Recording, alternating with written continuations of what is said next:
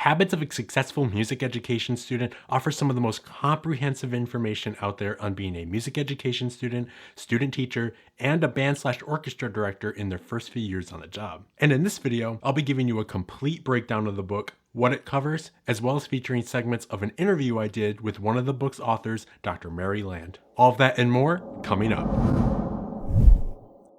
Hello and welcome to my YouTube channel. My name is Zachary Savinsky, and here at this channel, I hope to give you the best techniques, strategies, and tools for your musical journey. But before we move forward with the video, I have to address a couple of things. First off, I want to make it very clear that this video is not sponsored. Although I have been in contact with GIA Publications and Scott Rush, one of the co-authors of the book, who has been very gracious through this entire process, to which I want to say a huge thank you to them. Second, Dr. Mary Land, the other co-author of the book, is actually my professor of music education at Western Michigan University. And as part of my methods courses with Dr. Land this last school year, I actually received a draft of the book for free, which we actually used as our textbook for the entire class. I have yet to receive an updated complete version, but Scott Rush was also kind enough to send me a perusal PDF to make this review before the book is off the press. But regardless of any of those facts, I want to reiterate that this video is not sponsored by GIA in any way, shape, or form. I will be sharing my complete and honest thoughts on the book from the perspective of a music education student and future music educator. So with all of that being said,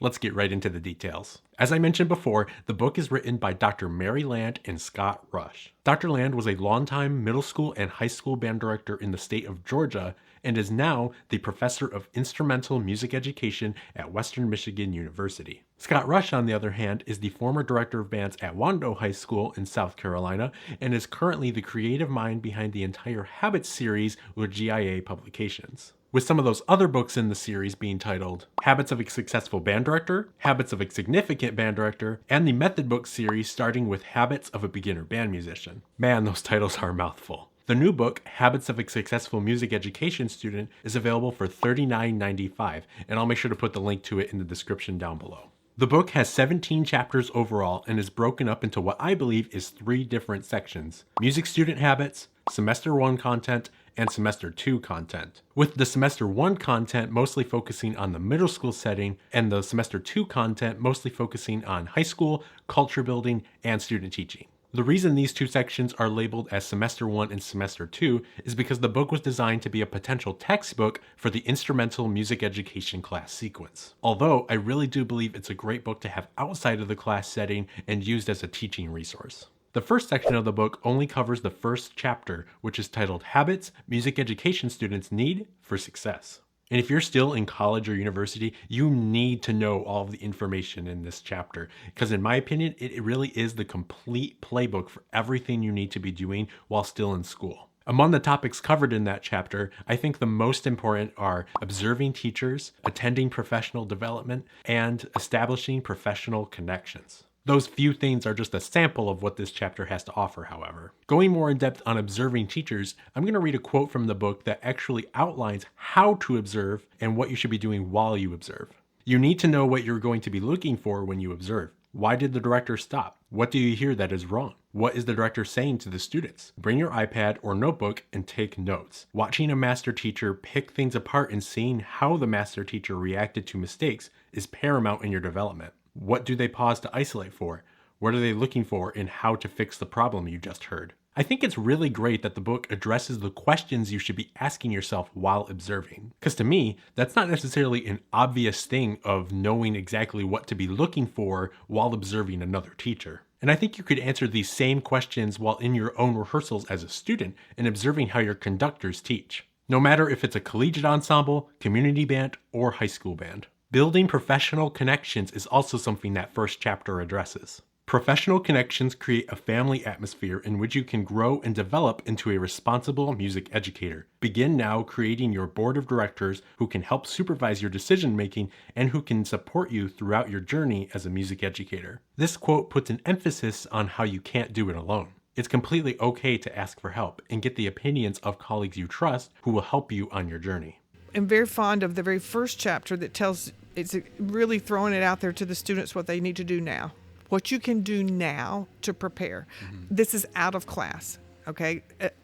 Additional things from the class. I think all of those are super important. The second section of the book details everything you need to know about teaching middle school band and orchestra. And from this point forward in the book, the information talked about is really going to be valuable for not just the current students, but also the student teachers and teachers in their first few years as well. Some topics discussed are recruitment and retention, the first days of instruction, instrument-specific pedagogy, concert programming, and method books. One of the details that I like seeing the most is the breakdown of the first, second, and third year curriculum for middle schoolers. As you can see, there is a complete list of what needs to be taught within the categories of notes, rhythms, timing, articulations, embouchure/playing setup, tone production, tuning, and technique. It is also important as a teacher to keep in mind a list of vocabulary and where the students should be range-wise at the end of each year, which this book details as well. That specific section of the book will definitely be something I use when mapping out the curriculum of my own middle schoolers. When eventually I have my own job, of course. There's also a tool in this section of the book called the Teaching Inventory Database. This is a living document where you can have specific strategies and techniques for teaching specific things in the music curriculum. There is a list of what to teach in the left-hand column, and then you can add your own strategies in the how to teach it section on the right-hand column, in addition to what's already there. These can be little sayings or concepts that you have observed or learned that work well when teaching certain musical concepts, which is really helpful when organizing your own thoughts and processes, and writing them down somewhere so they're not forgotten. I would also like to mention that there are 2 chapters focusing on band and string specific pedagogy as well. Knowing all of the ways to set up the embouchures, how to produce a good tone, as well as common pitfalls for each instrument, which will help a lot with starting beginners. That is something Dr. Land actually got a lot of feedback on from her student teachers and teachers in their first year, is needing more information on how to start beginners. One of the most difficult tasks that all these first year teachers were saying was teaching my beginners. When they came into the room, I had a room full of students who knew nothing about instruments, and they wanted to know really simple specifics like clarinet embouchure. You know, how am I going to tell them? Top teeth on mouthpiece, corners firm, long flat pointed chin, hold it by the barrel, and know the pitch that the instrument's going to play. How to buzz on the mouthpiece. So, I think that whole beginning part is huge and very, very, very, very important. Moving on to the third and final section of the book, high school related content, culture building, and student teaching are all topics that are discussed. Starting with the high school related content, some of the key concepts discussed are all things to do with marching band, starting a jazz ensemble, and the band and orchestra handbook, just to name a few. As someone who is really into the marching band side of things, I really think all the information talked about in that chapter is information that doesn't really get taught, unless you've been out teaching marching bands or have paid attention to anything marching band related. Things like sample rehearsal schedules, show design, drill writing, and hiring an instructional staff. Those are all things you don't know unless you've done it, and it's really nice that the book addresses those things and gives a guide. I also like how the book at least addresses the very competitive nature of marching band and how competition should be kept in perspective. Music education is about using the language of music to communicate something about who you are and what you feel. A numerical score or rating is not necessary to evaluate whether we are able to transcend the nuts and bolts of a performance and attain the true artistry needed to communicate to the audience on a profound and meaningful level. I think that quote hits the nail on the head as far as how ratings are not the be-all end-all of what we do. First and foremost, it's about the music and the experience we're creating for our performers and audience members. It's okay to go for scores and first place finishes, but we have to remember what comes first. This next part of the section I want to highlight is chapter 14, which talks about the high school handbook, as well as creating/utilizing a boosters organization. This chapter is somewhat similar to its middle school counterpart, chapter 10, but it does more go in depth and is more focused than that chapter. I think one of the more valuable things from chapter 14, however, is all of the information it gives on having a boosters organization. It talks about really important things like how to structure your organization, what committees to have, as well as managing a budget. All things you don't normally get taught in school. The next sort of section in the book is one chapter and talks about culture building in the middle school and high school setting. There are so many things discussed in that chapter, such as social emotional learning, goal setting, having a student leadership team, as well as different classroom scenarios you can solve. The social emotional learning section was actually contributed by Scott Edgar, who is a fantastic educator and one of the leading experts we have on SEL in music. Social emotional learning is a skill-based approach that can help build students' self-awareness, self-management, social awareness, relationship management, and responsible decision-making skills. The implicit connections between SEL and music education are becoming more explicit as teachers, researchers, and policymakers further these initiatives. When SEL is effectively embedded into the music classroom, it simply looks like empowering, engaging music teaching. To move a little bit forward in the chapter, it concludes by talking about how we're not just in the music business, but we're in the people business too. We are in the people business and the music business. We teach our students to become strong musicians and strong people. Our first goal should be to get to know our students, accept our students, respect our students. And when we make these personal connections with our students, we've created lifelong relationships, which will provide the opportunity for great music making.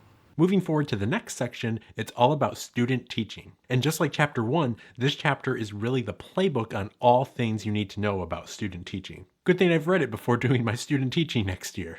From the importance of finding a mentor, things you need to know before starting, creating an electronic portfolio, and a list of tips from master teachers.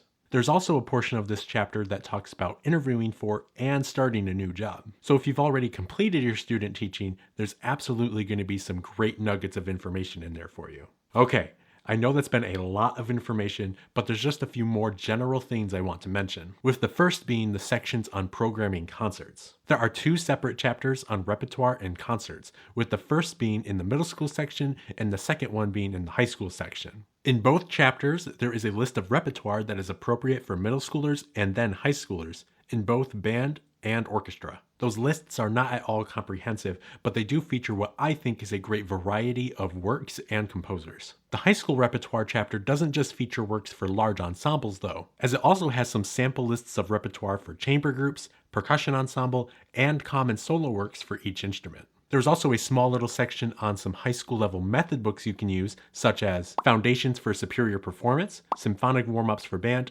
and a few others. I would also like to mention that there is a portion of that same chapter that talks about score study, which in my opinion is very detailed and thorough. The next thing I want to mention is the habits to take with you at the end of every chapter. There are both pre-written habits as well as a section for you to write your own notes and takeaways from each chapter. A good majority of those habits to take with you are actually things that me and my classmates at WMU submitted to Dr. Land as being our actual takeaways from each chapter as we went through the book. Pretty neat.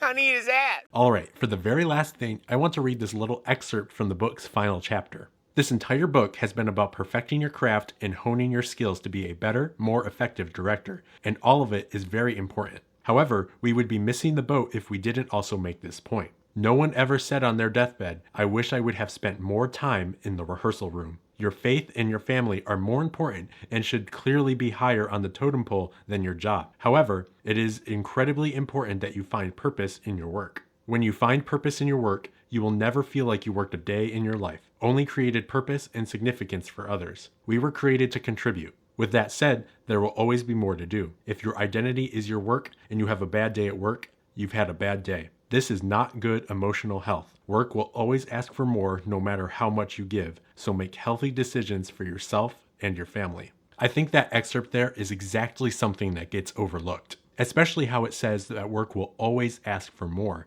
and how you have to be healthy in how you feed that mentality. And for me, I will always try my best to prioritize my faith and my family. Something that I know will get challenged throughout my career, but I'm glad that I have people in my life that will hold me accountable to that. And I hope you do too, because I can't show up for my students if I haven't shown up for myself.